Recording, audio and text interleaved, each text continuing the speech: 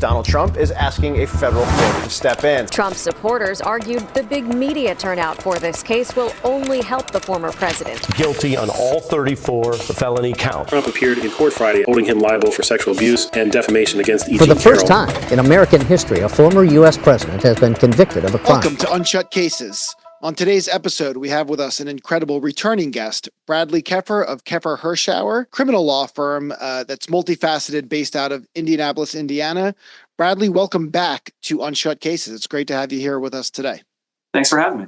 Yeah, and I'm Dan Taft, the host of Unshut Cases. And on today's episode, we are covering, on the last one, we covered the vice presidential treason trial of Aaron Burr with Thomas Jefferson, which was really, really interesting. And obviously, we tied that into what happened only a couple of years ago, which is still kind of ongoing in a way with then President Donald Trump and his vice president, Mike Pence, after the January 6th insurrection and that whole kind of kerfuffle that came, spun out of that between Trump and Pence. Here's what the president wrote in his 2:24 p.m. tweet while the violence at the Capitol was going on. And here is what the rioters thought. Nothing but a traitor, and he deserves to burn with the rest of them. So it's all escalated after Pence. What happened? Did Pence didn't do what we wanted. Pence voted against Trump. Okay, and that's when all this started? Yep, that's when we marched on the Capitol. We've been shot at with rubber bullets, tear gas. We just heard that Mike Pence is not going to reject. So we wanted to kind of revisit that event there, and then also where we are now with Donald Trump has a few ongoing criminal trials here leading up to the 2024 presidential election. We have the insurrection trial, the election interference trial in Georgia. There is the financial crimes trial in Manhattan, lower Manhattan. And then there is confidential documents trial that was in Florida that I think was tossed out, but is now going into appeal. So, Brad, I'll let you kind of kick off here because I know you are very well versed in all of these. So just kind of give us the update. We're here in the end of August. By the time this airs, it'll be September. But again, we're 60 to 90 days out from the election. Can you kind of just bring the audience up to speed where these actual trials are at today? Sure. Now, what's typical of all four of them is the legal process itself doesn't move as fast as we see on television. So it's not going to be 44 and a half minutes with commercial messages. We're talking turnover of events in these cases tend to take months. So the four cases that are currently pending, I would talk about probably what was thought to be the least consequential case, but is turning out to be the one that's actually moving prior to the election, which is the business documents fraud case that's out of Manhattan. That one was Trump was convicted of 34 felony counts, and it's pending sentencing. Now, initially, and this ties in with the insurrection case out of the D.C. district, but initially this was set for sentencing, but was set back until September for sentencing because of the opinion that came out from the United States Supreme Court regarding presidential immunity. That opinion came down, and Judge Marchand, along with the behest of the parties, wanted to look back to see if there was any implications of that Supreme Court opinion on their case. That hasn't been ruled upon yet, although I'm doubtful because this was pre-presidential election, so you wouldn't see presidential immunity apply. But we're seeing right now, because we're getting so close to the elections, a legal strategy that's kind of been tried, and it's been kind of tried and true for the president's team thus far, which is delay.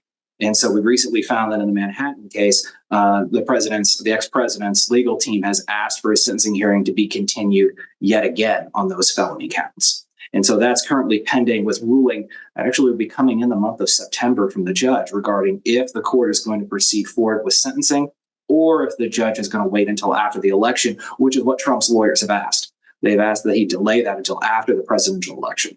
Right. And from everything I've followed with these cases, and, please correct me if anything I say is off here, but the idea from his legal team, to my knowledge, is if they can extend these beyond the election and then hypothetically he wins, let's say, then he would be able to potentially pardon himself or sort of skirt the consequences of these trials. I mean, what is the legal strategy, I guess, behind the team trying to delay and push these back past the election? Sure. And I would say their delay comes with two different types of strategies. So, but delay is still the underlying theme. And so for the case of state crimes, he can't pardon himself if he's elected president. He can only pardon himself, and arguably the self-pardon is still an issue that would ultimately probably be litigated.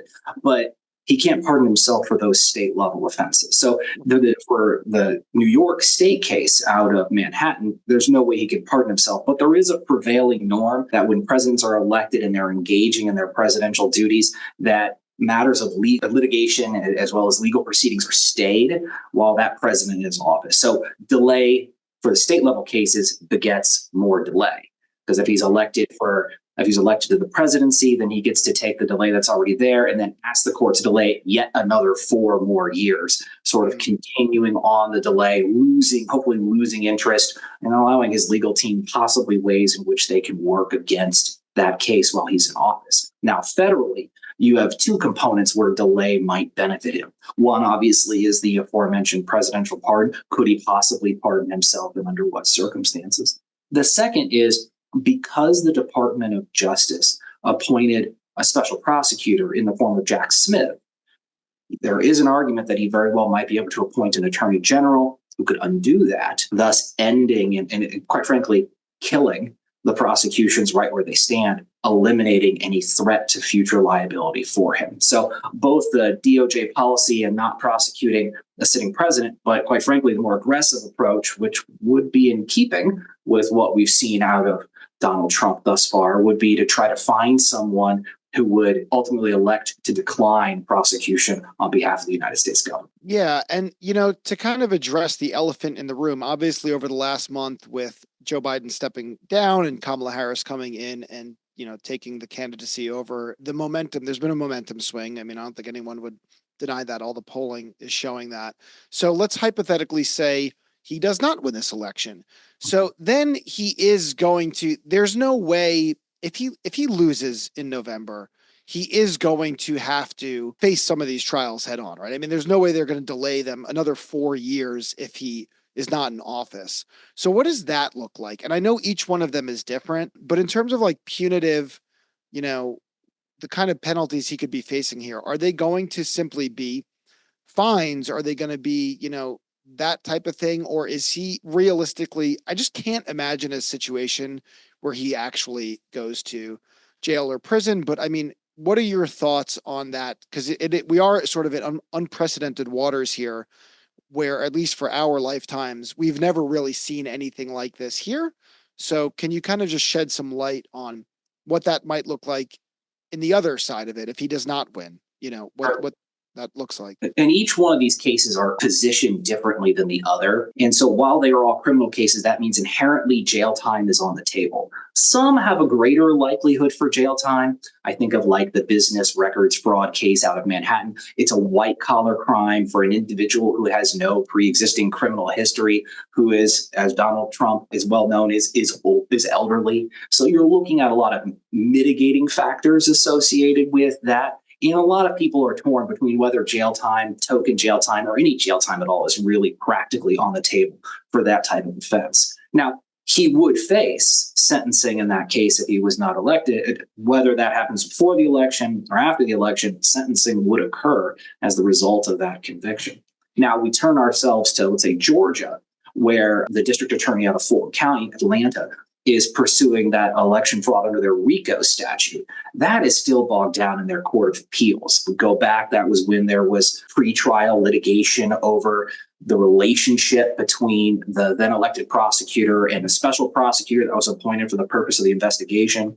And there, the Superior Court judge, McAfee, said there's the appearance of impropriety, but no impropriety. So either the district attorney has to step aside or the special prosecutor has to step aside because of the appearance. And obviously, the special prosecutor immediately stepped aside. And that's going up on appeal. So that's up in the Georgia Court of Appeals, which is invariably going to be heard by the Georgia Supreme Court. And then once a determination is made there, it's going to return back to the Superior Court for pretrial litigation. So there's a lot of road left to travel on the case out of Georgia. Now we turn ourselves, to continuing the South down to Florida, where there's the documents case that was recently dismissed by District Judge Eileen Cannon. Judge Eileen Cannon, she has dismissed the Trump classified documents case because the special counsel prosecution is in violation of the appointments clause of the Constitution. Of course, the special counsel in the case may. Now, the government's appealing that, which means it's going to work its way through the Circuit Court of Appeals, and then it's going to work its way up to the Supreme Court. And then there'll be a decision made by the Supreme Court whether or not that district court's opinion was correct and the case should be dismissed, therefore ending that prosecution completely, or whether or not that district court erred and it needs to be returned back to the district court to start that litigation up again in earnest. So then again, a lot of runway for that.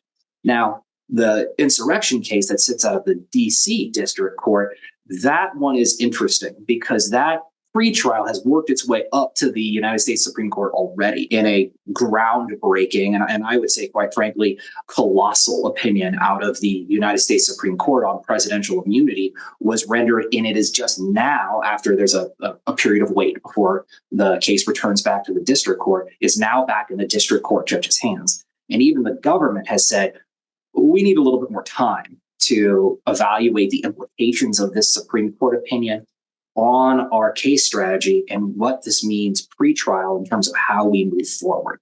So there will be delay baked into the process, whether he avoids prosecution entirely in Florida, whether he avoids prosecution entirely in Atlanta, whether he avoids prosecution entirely in DC, are still going to be matters that are going to be hotly contested over the course of, if he doesn't, assuming he doesn't win the election, over the next months and years. So there's still going to be a lot of delay. And this is inherent with someone who can afford this type of litigation. Donald Trump is rich. He can afford a team of lawyers. They can exhaust every single procedural tool out there, which makes it, quite frankly, very interesting because we're going to see a lot more litigation, even for those cases that continue. And recently, he was actually tried and convicted of 37 felony counts, I believe. And you can definitely, if you could speak to kind of that specific trial. I'm a little curious just about U.S. law, because I know that as individual citizens, if you are convicted of a felony, I believe in your lifetime, you lose the right to vote for life. I believe that is correct. And if I'm off on that, please let me know. Yes, it depends. There are laws governing which states in which felons lose their right to vote and which do not. And there are restoration provisions in some states. It's interesting because New York is one where they do not. Where Florida, ironically, where the president is currently, they do, but it's because of the convictions out of New York, it didn't impact him from voting. And so the short answer is, in some states, felons do lose their right to vote. In some states, they do not. Yeah, interesting. Okay, that I was not aware that was not a federal statute, but a state statute that kind of varies state to state. Okay, so that case, that one is done, right? The one that he had the convictions there. I don't know what that's still ongoing as well. That's still ongoing. That's set for a sentencing hearing. And that's where initially there was a delay as the result of that DC federal case, the Supreme Court opinion on presidential immunity. That was delayed. Now Trump's team is asking for it to be delayed further, but he's pending sentencing, which means Judge Marchand, out of their local courts, is going to determine what his sentence will be for those 34 felony counts related to the Stormy Daniels hush money payment. The Stormy Daniels was an adult film actress who allegedly had an affair with Donald Trump. He was paid hush money by his then attorney, Michael Cohen, and the fraudulent filling out of business documents, namely his legal expenses, to hide that hush money payment, formed basically the bedrock for those 34 counts. Gone into Mr. Trump's office, as I did after each and every conversation. So he'll be sentenced in that case, assuming he doesn't win the election. And even if he does, he could still be sentenced before the election, which sets up quite an interesting set of circumstances, something our country hasn't seen before, which could, while the odds are small, they're not, it's a non-zero number that you could see a president of the United States or an elected president of the United States facing jail time while facing taking office at the same time, which is quite frankly unheard of. Right. Yeah, that just sounds so otherworldly to me, but it is where we find ourselves. Michael Cohen, since you brought him up, obviously, he's actually been in prison the last few years. I believe he's still in prison now. Mm-mm. He's out. Okay. So he did serve several years, right? Absolutely. He was incarcerated. He served his time. He got out. He's kind of gone on a little bit of a rebranding for kind of a lot of spotlight was shown on him when they had that trial in Manhattan over the business records fraud case. And I'll tell you, more than anything else, it shows the amount of spectacle that goes into trying a former president of the United States for a crime. And what we can look forward to if any of these cases go to trial in the future, either the DC, out of Florida, or out of Atlanta, is similar spectacle. You were talking about shutting whole courthouses down. You are talking about an army of law enforcement that descends to protect the army of lawyers that are litigating with a judge in the center of this giant circus. And you're talking about complete and total scorched earth litigation where the parties are pulling out every stop available. It is litigation at a very high level. And Manhattan really gave us a sort of a teaser preview of what that would look like for other jurisdictions. The moment they did across from Manhattan Criminal Court in Collect Pond Park, separated by 2 rows of police barricades, some taunting across the gap, others crossing over and getting into shouting matches. Okay. I have a couple questions about the Georgia case because, not to pivot, but to pivot because there's so many of these kind of ongoing at the same time. But in Georgia, there's actual audio tape of him asking then governor of Georgia to basically find, I believe the number was like 11,000 votes or whatever that number was, which obviously to me feels like very concrete evidence, right? Like you have this person on tape talking about this. Mission Control, USS Legal Soft ready to launch. Yes, copy that. Legal Soft mission is to find the best legal talent for our client, even if we have to go to the moon to find it.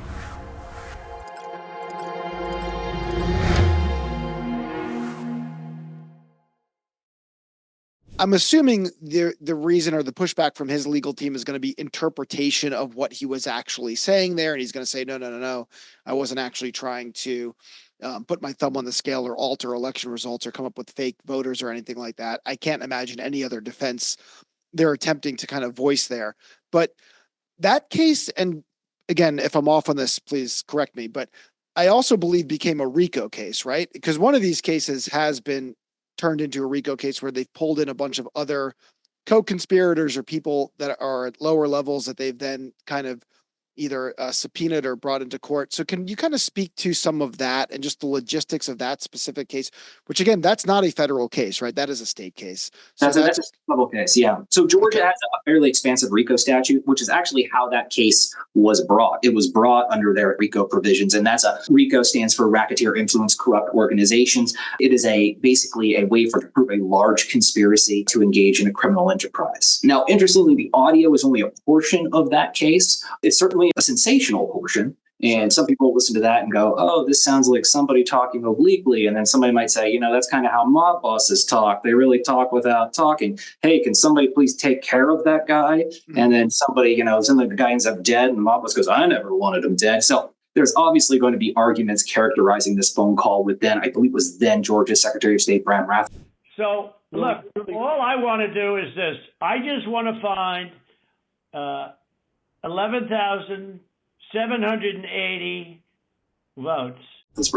But the real interesting part is how sweeping that was in terms of indictments. I mean, there was like 18, possibly more targets, investigation, plus co-conspirators. And what's interesting about RICO prosecutions that are different than the average traditional head-to-head prosecution is you see this flipping of witnesses and flipping of other defendants, those co-defendants or co-conspirators. This is fairly common in federal prosecutions for these types of conspiracies. State level, it's still done. It's not seen as frequently relative to all the other prosecutions that occur on a state level, but it's not unheard of. And that's how you really build a lot of these. You indict a large number of people, and then you begin to make deals to low-level people and begin to move them up in terms of, now I've got this person, I'm going to move up the chain to the next person, I'm going to move up the chain to the next person, utilizing and building on the testimony of these lower level figures. And for defense attorney's perspective, a single defense attorney representing a single defendant, that attorney's obligation is to that client, which means they don't care if the head of the conspiracy falls. They're there to get the best deal for their client, period, end of story. And so you see these low level individuals, I think they've already had a handful of them already flip. Yeah. And what I heard is interestingly enough, what they're doing out of Fulton County is they're not just having them flip and promise to testify. They're making full proffer statements. They are saying exactly. They're doing under oath interviews. They're speaking to law enforcement, telling them exactly what they would say if they were called as witnesses, so that the prosecutor has them locked in so that they can't take a plea and then flip back on the prosecutor when they present that case in trial. And it's interesting because this is a very complicated way to mount a prosecution, but it's also very effective because some of the best and most credible evidence comes from inside the conspiracy. Well, how do you get yourself inside the conspiracy? Because you can only see so much from the outside with documents, records, phones, etc.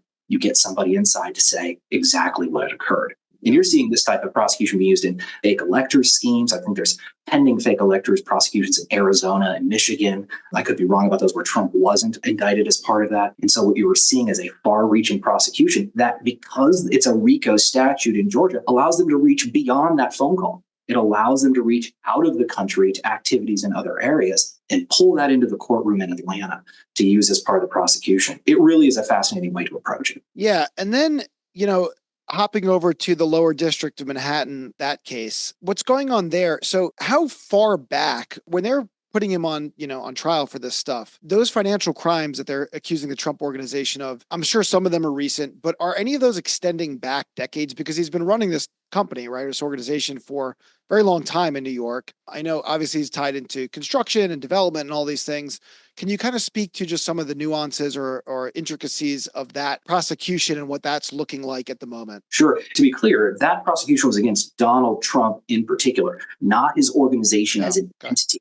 Now, his civil cases, like for instance, he was prosecuted by the Attorney General of the state of New York for certain fraud-related conduct as it pertains to filing false business records that resulted in just an astronomical penalty, I think $400+ million. That was done in a civil proceeding. So where the corporate entity stops and where the individual begins is something that actually comes up in some of these prosecutions. And with Donald Trump in particular, when he was talking, I didn't have any knowledge of this. This is done without this is, other actors, this is my business, not me. And prosecutors do have to cut through that a little bit. When they're making their presentation to a jury, they need to tether personal knowledge to the defendant to show that he engaged in these activities. And they did that. In the Manhattan case, they were able to prove that he was intimately involved in the issuance of checks, that he had conversations, that there was actual knowledge of what was going on. And that event was occurring on the I would say, the cusp of the 2016 election. And that's where you would have the Access Hollywood tape where Donald Trump had made some pretty inflammatory comments about how he could behave around women. And then once that Access Hollywood tape dropped, there were some political concerns, probably realistic, that if something else along this line dropped in his campaign against then candidate Hillary Clinton, that this would be the political death knell for him, that he was just going to lose so much of his base. And this is the conservative base with Mike Pence as on the other side of the ticket, trying to court traditional law enforcement, conservatives, evangelical Christians, et cetera, that one more of these stories broke. That would be the thing that broke the bow of the ship. And so that's when at least the district attorney proved sufficiently for the jury that that's when this hush money payment was made. And because this was for the purpose of the campaign, it wasn't for him personally, it wasn't to his safe embarrassment, as he argued in court. It was for the purpose of benefiting his campaign, that it was fraudulent to hide this information regarding these payments in his corporate records, to hide this as part of a retainer payment for an attorney, and to utilize the attorney to facilitate this fraud, which is a good lesson for all lawyers out there. While you've got a lot of grace with a trust account, you do not have grace to commit fraud. Yeah, and so that's campaign finance fraud, basically, right? Is what he was looking at in Florida. I'm sorry, go ahead. Good. That's what actually got it up to the felony, because it would have been a misdemeanor had he just been falsifying business records in New York. But because he was doing it to commit a felony for the purpose of commission of felony, which then the DA said was this campaign finance fraud, that's what bumped them all up to felonies. And now the Florida one got tossed, as we kind of touched on briefly earlier, but your update or where we are now is that there's an appeal, right? So it's actually not done either. And can we just talk a little bit about that? Because basically that's the classified documents case where he removed whatever number of documents from the White House that is not legally supposed to be taken out of there and brought down to Mar-a-Lago, basically. So where are we on that case? What does that appeal look like? What's sort of at stake there? That is federal. That's not state, correct? Correct. So still the same special counsel as the D.C. federal case. That's Jack Smith that was appointed by the Attorney General, Merrick Garland. Now, That was brought down in the District of Florida because that's where they found the documents. You wouldn't get any jurisdictional challenges. For instance, they brought it in D.C. with the other one. You would be looking at a protracted jurisdiction fight over where was the appropriate forum to bring that case. So they brought it down in Florida. Now, in the appeal that's currently pending for the dismissal, Judge Trump stored boxes with classified documents all over the place in Mar-a-Lago, frankly, the ballroom, his bedroom, even a bathroom and a shower. The facts of the case and the basis for the dismissal by Judge Eileen Cannon are two separate things. So the facts resolve around classified documents that were taken by the president after his term was ended, kept by him, and taken down to basically his club in Mar-a-Lago. It is not uncommon to see ex-presidents take classified documents. It should not happen, but it does. I imagine they might say commingled with other stuff, and there's a lot of paper trading hands, et cetera, et cetera. Most of the time when classified documents are identified, they're immediately returned. What kind of separated the Donald Trump matter from others was that when he was asked for them back by the National Archives, he then went back and moved some, took some, and separated and didn't return everything that they claimed he had, and create this revolving issue to the point where the FBI had to get a search warrant to go into Mar-a-Lago. And if you want to talk about some high drama, the FBI trying to breach Mar-a-Lago, a person under Secret Service protection there to get classified documents. And I believe they were found in a bathroom by a shower. But that's sort of a sensational allegations that were being made by the special prosecutor. Well, the basis for the dismissal didn't have anything to do with the facts. It had to do with the appointment of Jack Smith. And under federal law, the Attorney General is empowered to appoint certain inferior officers.